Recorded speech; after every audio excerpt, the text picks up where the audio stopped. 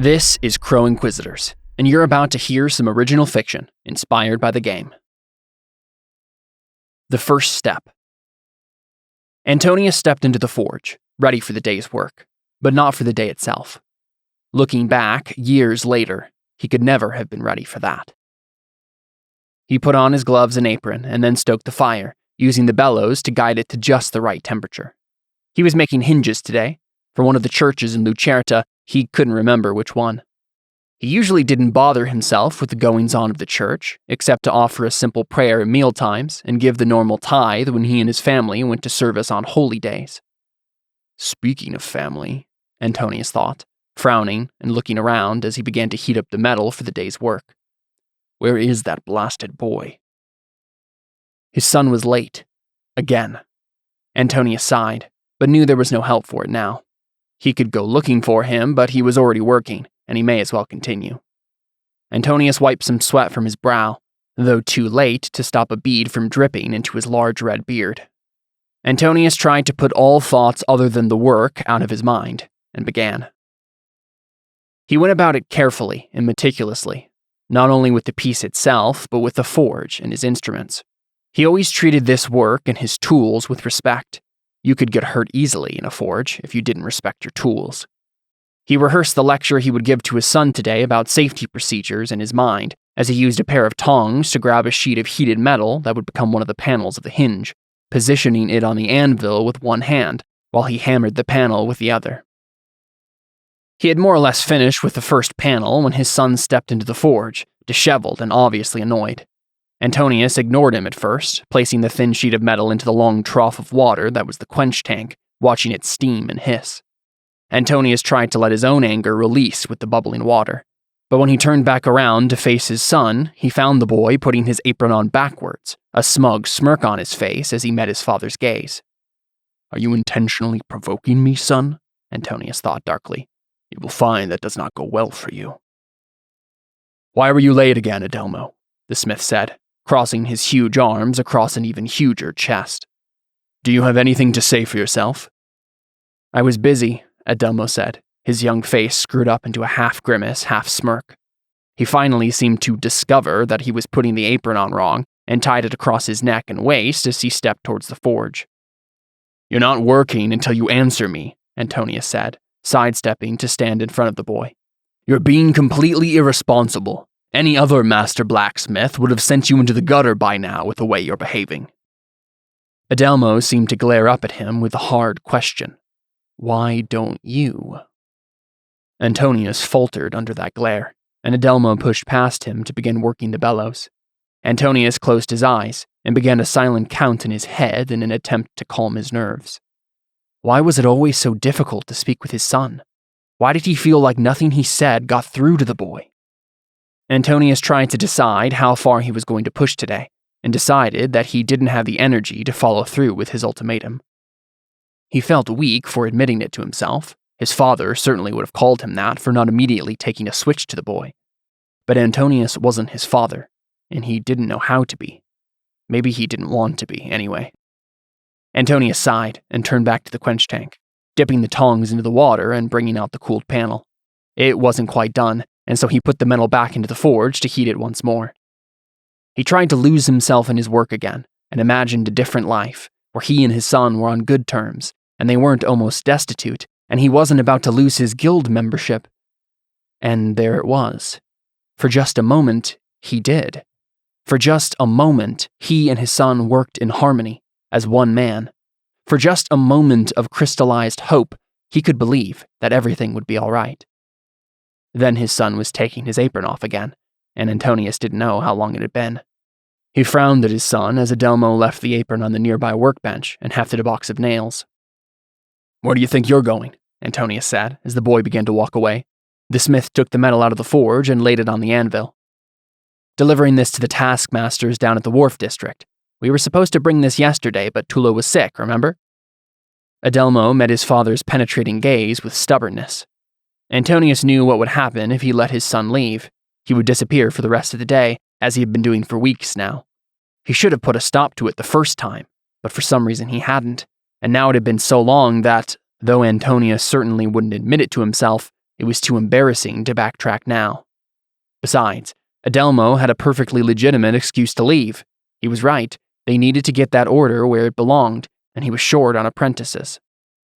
They continued to stare at each other in a silent battle of wits before Antonius finally, painfully, relented and waved off his son.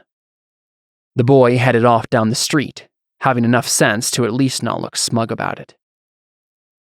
Antonius sighed and put down his tools again, rubbing his hands across his face as if to wipe away his growing shame. What was he doing with that boy? Ruining him, he was sure. His father would have beat some sense into Adelmo by now, but somehow Antonius could never bring himself to be his father, to be the harsh, stubborn force he was supposed to be. Though maybe it wasn't even about that at all. His father had been kind to him as well, had held him when he cried, clapped a hand on his shoulder in pride when he had done well. Had Antonius ever done that for Adelmo? He must have, though no memory flooded his mind to confirm it. Antonius felt as if he was in a deep, dark pit, without ever knowing how he had gotten there. He had just taken so many steps in the wrong direction, constantly looking back over his shoulder to try to hold on to an idealized past, that he hadn't been watching where he was going. He didn't know what to do, and so he would do what he always did. Go back to work. Pound iron, forge steel, feel useful. Do something with his hands that seemed to matter for once. That's it. He would start again. We're out of money again, she said, and her voice burned him like he had stuck his hand in the forge. Antonius turned to see his wife at the door, the one that connected their house to the workshop, her eyes hollow and accusatory. She had long, dark hair pulled up into a head wrap and a pale complexion. Antonius had once thought she had been beautiful. Maybe he still did? "What do you mean, Ilya?" he asked, trying and failing not to flinch as he met her eyes. "Just what I said," Ilya responded. "I need to pay the grocer today, and we don't have anything. The guild fees had to go in instead." "Adelmo is on an order right now," Antonius said, turning back to the anvil and bringing up his hammer. "He'll bring back money for the market." Ilya frowned. "Will he?" Antonius froze in mid-swing. Adelmo had done it before, and recently it had become more frequent, spending money that should be brought home on who knows what. And Antonius hadn't had the steel to stop him, to do anything else but give idle threats and bluster. "He'll be back," Antonius said, though he wasn't sure what he meant by it. He tried once again to turn back to his work, but Ilya continued. "You let him run off again, didn't you?" Antonius's breath caught in his throat, and he could feel the veins in his neck begin to strain. He let the charged air in his lungs out through his nose in a slow exhale before turning back to his wife. "I told him to go do his job. If he decides to run out after he does that, I can't stop him." He shook his head sadly. "Not today. I have work to do." "It's always work with you," Ilya nearly hissed, twisting the cloth of her dress in her hand in that way she always did when she was angry. "But somehow we never have any money. Why is that, Antonius?" "The city is on hard times. Everyone is short on coin." "Not the other masters in the guild? How are you among their number when you can't even hold steady jobs? Almost no one is paying you anymore, Antonius. You've lashed out at customers. You're losing our son." "I'm losing our son?" Antonius snapped as his nostrils flared dangerously. "What about you? You enable these little escapades of his just as much as—" He stopped himself before he finished that damning sentence and threw down his hammer. "Chaos, Ilya. I don't know how to fix any of this. The only thing I know is that arguing with you or with him isn't going to pay the grocer. It's this work and this forge. That's what matters.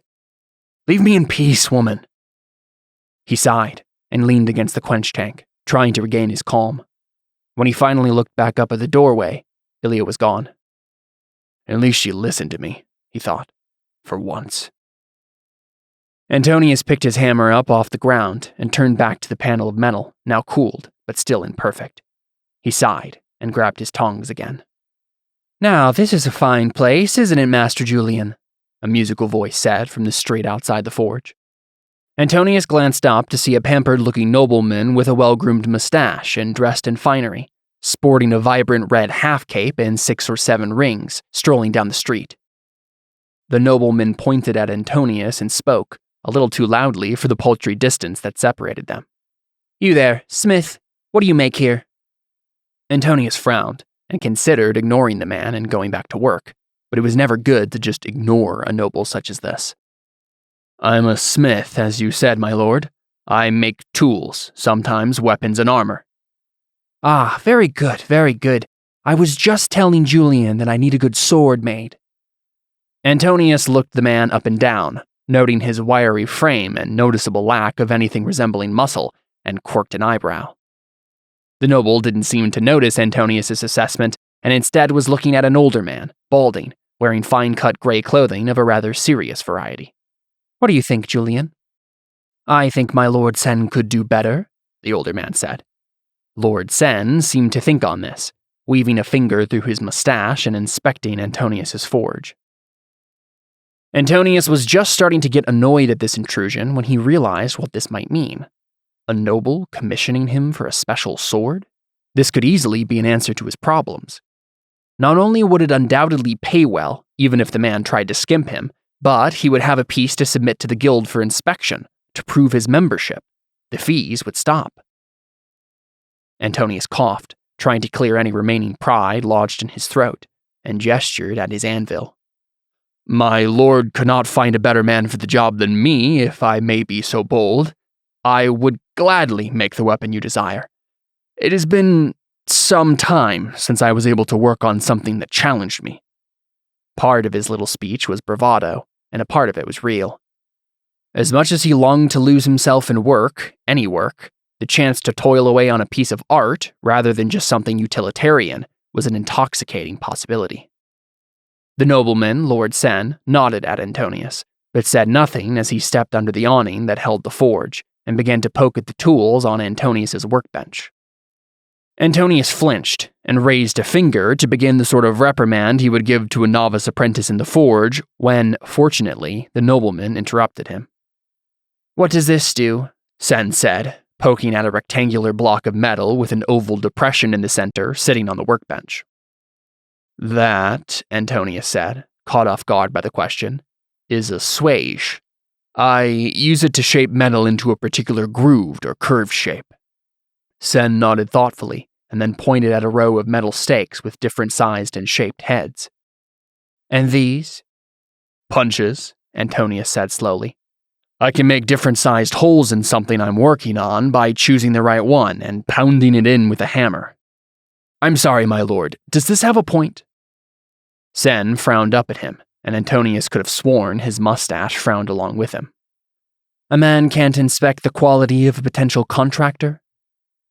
No, of course, Antonius said, trying to bite his tongue. I can show you the rest of the forge, if you like. Make sure everything is up to your standards. The words came slowly, and with a tension that the smith hoped Sen didn't notice. The noble nodded, and Antonius began to show him around his work, pointing out various tools and larger equipment as Sen nodded along. Antonius was sure that the man wasn't understanding anything the smith was explaining, but at the moment he didn't really care. Painful as it was, he would play the part until he got what he wanted. At least he thought he would, and that he could, until Sen began to poke and shift and prod at everything. Antonius held his tongue at first, but when the man nearly got his hand caught in the grindstone as he tested out the lever with his foot, Antonius lost his patience. My lord, please stop that! You'll hurt yourself. He said it much more bluntly than he had intended. Sen gave him another withering look and got up from the grindstone, sniffing in that infuriating way that only nobles could. How they could show disdain so easily with only their breathing was beyond him. Master Julian, he said, billowing his half-cape with a dramatic flair, I believe we are done here." Antonius stood in shock for a moment, before stepping forward and catching the man by the arm, just in front of the forge. "No, wait!"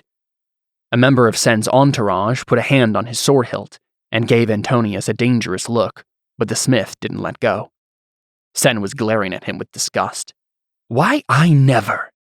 Antonius stewed for a moment, meeting the man's gaze in desperation. He needed this.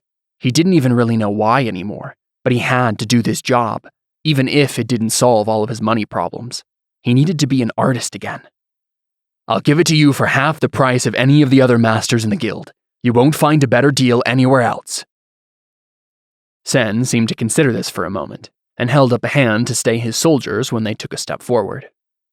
"I'll need it soon, and it needs to be a replica." Antonius frowned. "A replica?" "Yes," Sen said. "A replica of Atarian's legendary golden blade. You know the one, spikes all over it and everything.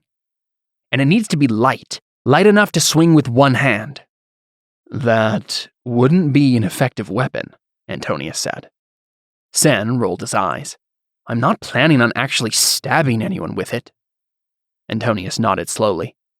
"All right then, I can do it." Sen gave him a tight-lipped, almost sarcastic smile, and then looked back down at where Antonius still gripped his arm tightly. The smith reluctantly let his hand drop. "Very good," the nobleman said. "I will be back." He stopped suddenly and sniffed again. Not a disdainful sniff this time, but as if he was smelling something foul. And then Antonius smelled it. Something was burning. Sen's eyes went wide as he glanced behind him and saw his half-cape being licked by flames from the forge. The cape had landed directly in the fire when the man had billowed it dramatically as he began to make his exit. Antonius grimaced. Sen let out an alarmed cry and jerked away from the forge, though of course the half-cape came with him. He began waving his arms frantically at the flames, though he didn't actually beat at them or take off the cape, instead essentially dancing around madly with the flaming half-cape until he ran headlong into the workbench lying a few yards away. Sharp tools toppled off the bench, and more than a few seemed to land directly on the nobleman as he twitched and flailed with abandon. Antonius could only watch in horror as the man was cut and bruised by sharp and heavy metal objects, his half-cape still flaming. After that, several members of the man's entourage seemed to shake themselves awake and burst into motion, rushing over to stamp out the flames and bring the man back to his feet. Sen sputtered and blustered about his cape and his aches and pains for a moment before he seemed to regain a sense of composure. He turned on Antonius with fury. "You!" he pointed at the smith with an accusing finger. "You did this to me! You'll pay for this, smith!" Antonius blinked in incomprehension. I told you not to touch anything." Sen gestured with a flick of his wrist. "Guards, arrest this man for assault on my person." Antonius felt his heart stop. "No, that's not—" 3 burly men stepped towards him, hands on their weapons menacingly. "I didn't do anything," Antonius said, holding his hands up to ward off the guards. "I warned him!" He gritted his teeth in frustration. Antonius was a large man and incredibly strong, but he didn't know how to fight. Not really. Not yet. He had been in a few scuffles as a kid, but nothing to teach him anything about how to effectively overpower a man. And so, as the guards stepped forward, and Antonius determined he would refuse to be taken, it was only a few brief moments before the opposite choice was made for him. 2 of the men pinned him down, while another tied his hands. He could see Sen talking with his steward, the balding man from earlier, complaining about his clothes being ruined. The man seemed relatively unharmed, despite what had happened. Antonius grunted. Why would you do this? I didn't do anything to you." Lord Sen seemed to not realize at first that the smith was talking to him, and only looked over at Antonius when his steward nodded in his direction. When Sen did glance at Antonius, he did not answer his question. Instead, he only smirked, folded his ruined half-cape across one arm, and walked away. Antonius was led after him, 3 men keeping his hands painfully behind his back. The smith glanced back once as he came to the threshold of the forge and saw his wife staring back at him from the door, a look of utter disappointment on her face. Then Antonius took another step and he left the forge, his family, and the life he had once known behind.